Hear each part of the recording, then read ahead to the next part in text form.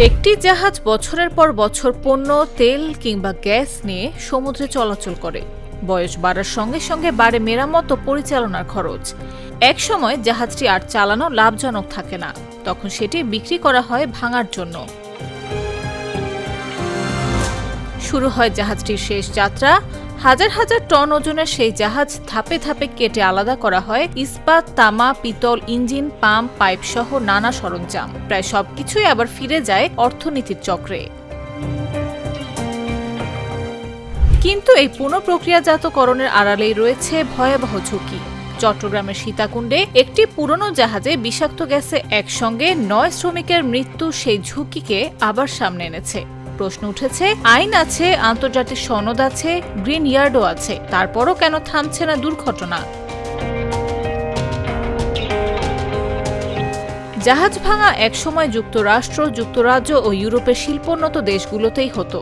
পরে শ্রম ব্যয়, পরিবেশ ও নিরাপত্তা ব্যয়ের কারণে এই শিল্পের বড় অংশ চলে যায় পূর্ব এশিয়ায়।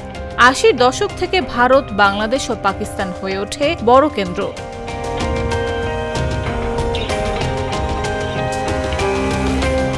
বাংলাদেশের সীতাকুণ্ড এই শিল্পের জন্য বিশেষভাবে সুবিধাজনক। দীর্ঘ ও কম ঢালু উপকূলে জোয়ারের সময় বড় জাহাজ টেনে তোলা যায়। কাছেই রয়েছে রিরোলিং মিল, স্ক্র্যাপের বড় বাজার এবং ঢাকা-চট্টগ্রাম মহাসড়ক।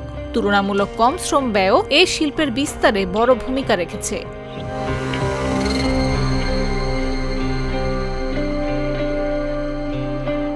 ২০২৫ সালে বিশ্বের মোট জাহাজ পুনঃপ্রক্রিয়াজাতকরণের প্রায় ৮০% রয়েছে ভারত, বাংলাদেশ ও তুরস্কে। গ্রস টনেজের হিসাবে বাংলাদেশ ছিল দ্বিতীয়। দেশে বর্তমানে ৮৪টি নিবন্ধিত জাহাজ ভাঙা কারখানা রয়েছে, এর মধ্যে ২৩টি গ্রিন ইয়ার্ড।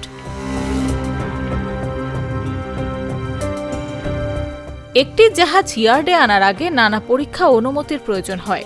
জাহাজে থাকা বিপজ্জনক পদার্থের তালিকা তৈরি, গ্যাস মুক্ত সনদ, পরিবেশগত ছাড়পত্র এবং জাহাজ পুনঃপ্রক্রিয়াজাতকরণ পরিকল্পনা যাচাই করার কথা। এরপর উচ্চ জোয়ারে জাহাজটি সৈকতে তুলে শুরু হয় কাটিং। সবচেয়ে বড় ঝুঁকি লুকিয়ে থাকতে পারে জাহাজের ভেতরেই।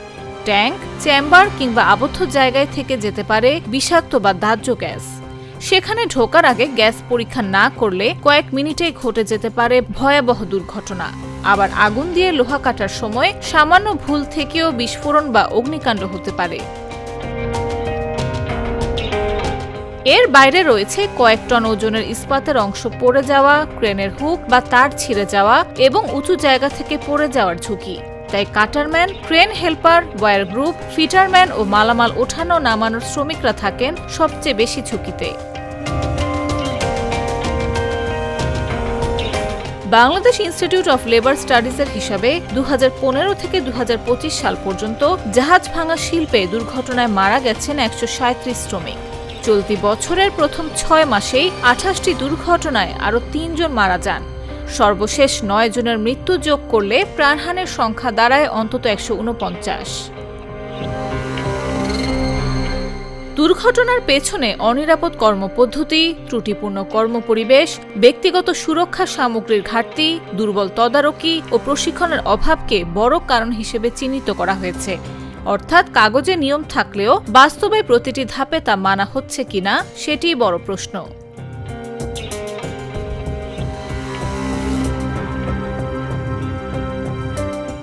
গ্রিন ইয়ার্ড বলতে এমন ইয়ার্ডকে বোঝানো হয় যেখানে নিরাপদ কর্মপরিবেশ, বিপজ্জনক বর্জ্য ব্যবস্থাপনা, অগ্নি নির্বাপন, জরুরি উদ্ধার, প্রশিক্ষণ ও ব্যক্তিগত সুরক্ষার ব্যবস্থা থাকার কথা। কিন্তু একটি ইয়ার্ডের সনদ থাকলে যে দুর্ঘটনা হবে না এমন নিশ্চয়তা নেই। কারণ নিরাপত্তা নির্ভর করে প্রতিদিনের বাস্তব প্রয়োগের ওপর। শ্রমিক ট্যাঙ্কে ঢোকার আগে গ্যাস পরীক্ষা হয়েছে কিনা, আগুন দিয়ে কাটার আগে জায়গাটি নিরাপদ কিনা, ক্রেনের তার পরীক্ষা করা হয়েছে কিনা, এসব ছোট ছোট ধাপের একটিতে গাফিলতি কেড়ে নিতে পারে একটি জীবন।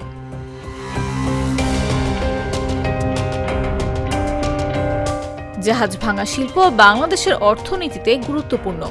সরাসরি ও পরোক্ষভাবে লাখো মানুষের জীবিকা এই শিল্পের সঙ্গে জড়িত। পুরনো জাহাজের ইস্পাত আবার দেশের শিল্পে ব্যবহার হয়, তৈরি হয় নতুন পণ্য, সচল থাকে বড় একটি পুনর্ব্যবহারযোগ্য অর্থনীতি। কিন্তু প্রশ্ন থেকে যায়, যে শিল্পে একটি জাহাজের প্রায় প্রতিটি অংশই পুনর্ব্যবহার করা সম্ভব, সেখানে শ্রমিকের জীবনের নিরাপত্তা কই?